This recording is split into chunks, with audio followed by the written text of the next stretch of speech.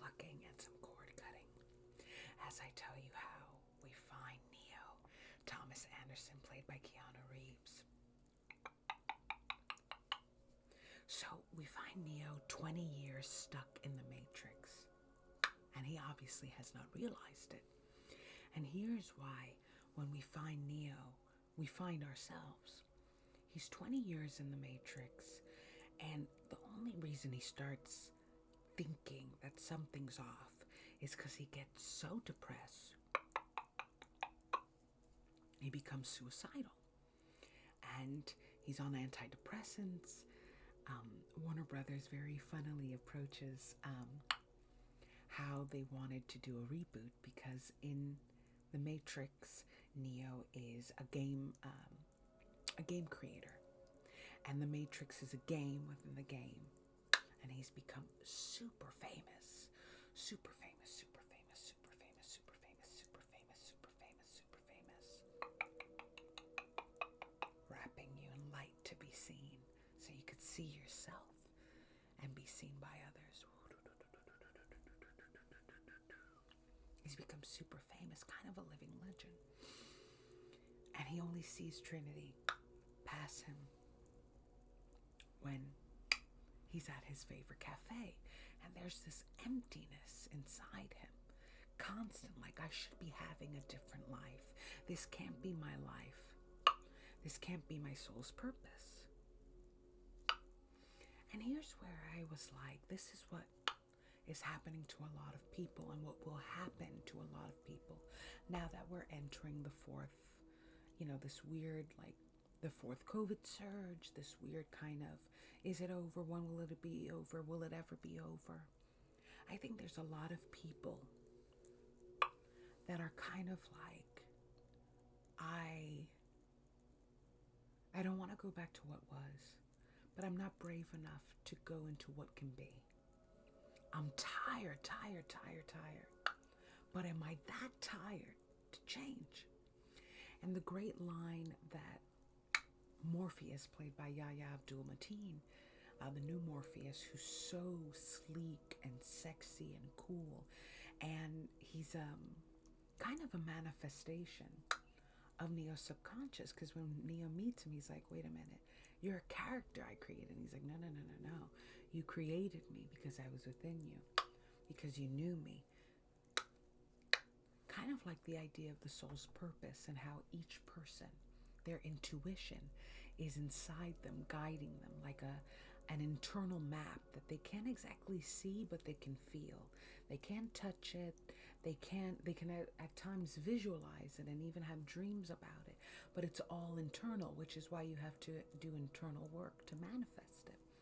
He doesn't realize, but the game he created was him talking to himself, kind of saying, this life isn't yours. This isn't supposed to be your life. There's a better one. There's one with love, and it involves Trinity.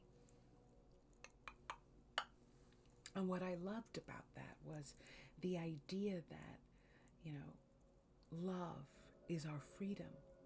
And we have to get so tired to love ourselves into independence.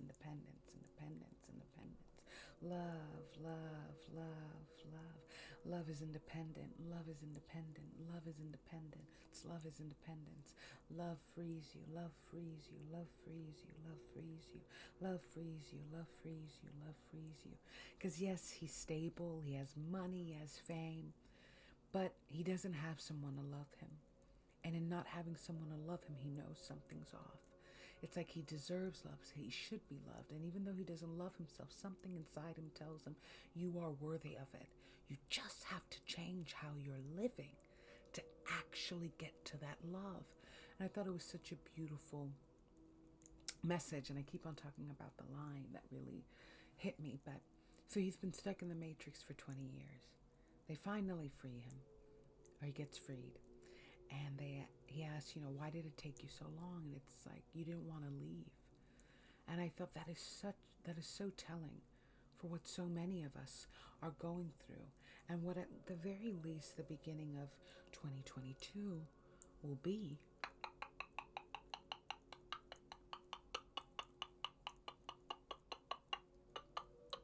wrapping us all in light.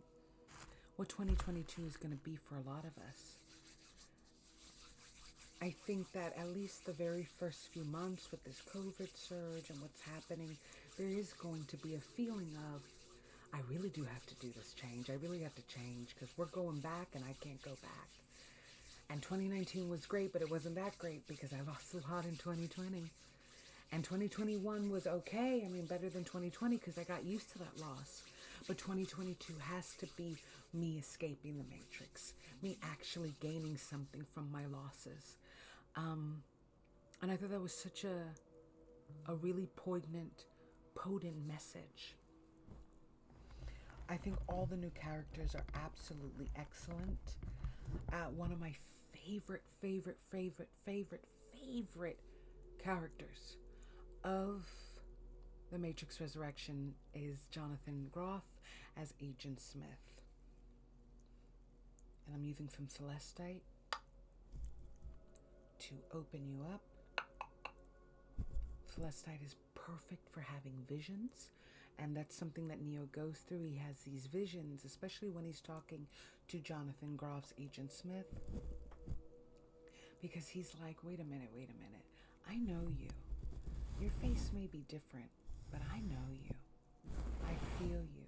And I've kept on thinking about, and you're gonna laugh, the many times, the many friends, the many lovers that became exes, best friends that became frenemies. I kept on thinking about the many times they were the same people just with a different face. And that's because I wasn't different either. And part of waking up and transforming and escaping your matrix is seeing the pattern, not only in yourself, but in the people you choose to surround yourself with. All your exes have a link, and that's you. And you see how you chose them, what about them you always chose because you were always being. And he starts to wake up. And Jonathan Groff, what makes him so good as Agent Smith is that he kind of plays to Neo's insecurities and never feeling good enough. Because in this Matrix, in this version of the Matrix, he actually feels free. And he doesn't want it to escape because in the old one, he was just another agent. In this one, he plays Neo's boss. And there's some hilarious scenes, some really kick butt scenes between them both. And again, I think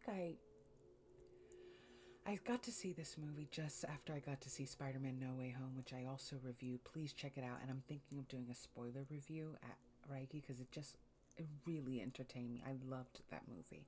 But I got to see them back to back. And Spider-Man No Way Home felt like the story of someone realizing you're good to be good. It's who you are. And because, yes, you lose love, but you lose love because you gain it, and you gain it because you are it.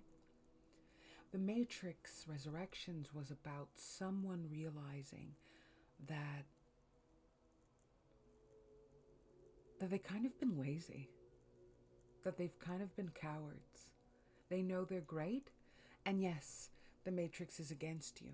Society can be against you. Your own family, your own friends, because he starts to see that everybody's a part of the Matrix, even, the friendly interns.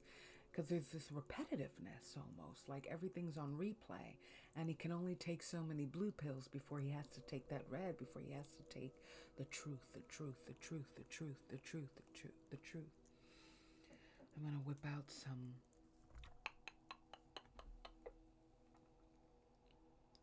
rosemary to open you up. The scent of rosemary is so strong. It's a masculine energy, some say. But I think it's just an energy that pushes you forward. And what I found fascinating was that exhaustion pushed him forward. He had to get so tired of his life that he said, I have to escape this matrix. I have to be different. I have to choose different. Choose different, choose different, choose different, choose different, choose different, choose different, choose different. Choose different, choose different, choose different, choose different, choose different, choose different, choose different. I found that so yeah, fascinating. I never thought of my life as, in a way, being so tired of it, the best thing that could happen to me. I really didn't. And it's that kind of energy of transforming your exhaustion into excitement for something new that allows him to fight for the new fighters that help free him. I'm looking up actors' names right now. Um,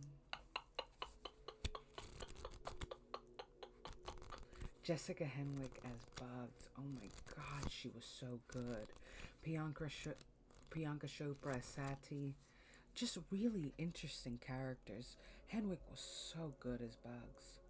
I absolutely fell in love with her. She was so strong and kind and gentle, and this odd mix of perseverant and soothing. You don't think that perseverance is soothing. There's something about perseverance that we feel it's force, but it's her ability to just be so optimistic and loving that makes her so endearing. And I think that she symbolizes for Neo kind of, everybody admires him. They think he's, the one.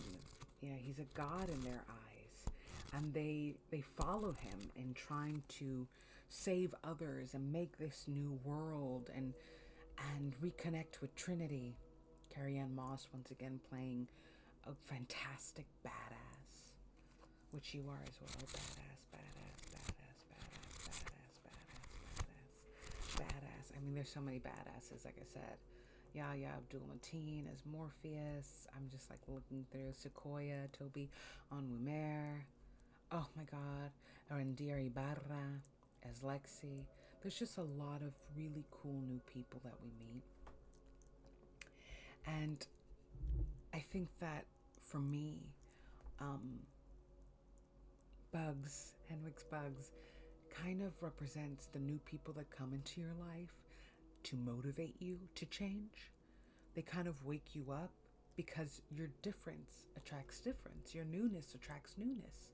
Your love, your new self-love for yourself attracts love. And the way she encourages me, someone that everyone sees as a legend, is just so like, yes. Just one giant yes. Yes. Yes.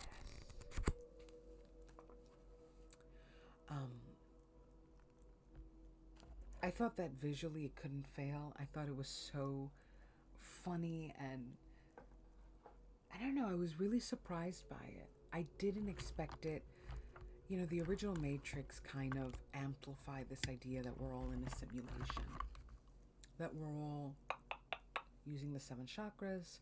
Gonna put some Reiki symbols above your crown, your temple, like just to inspire you, motivate you. One thing that I thought about the Matrix, that the original one, is that it kind of amplified this idea of the simulation and how society, even in our anger and our rage, plans and plots us to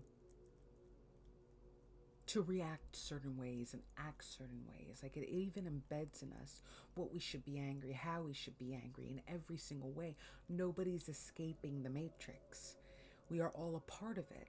And even rebelliousness is oddly a part of the Matrix.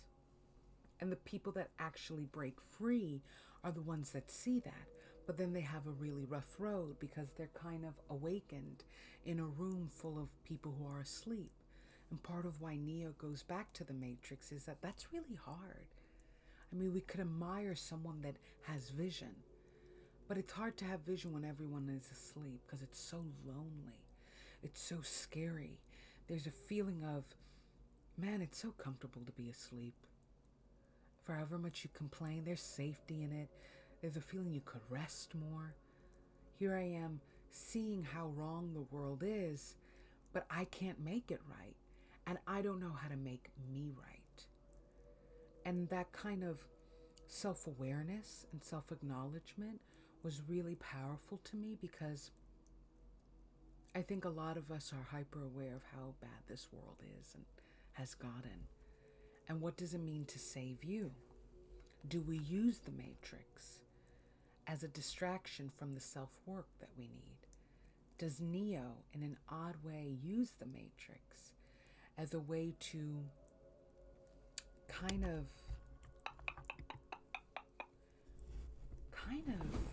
hide from how he hurts himself, from how he hates himself, from how he just doesn't have the strength or motivation anymore to work on him?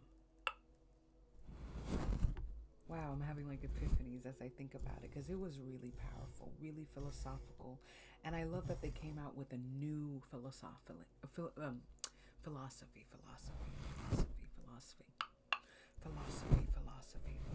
a new way to think.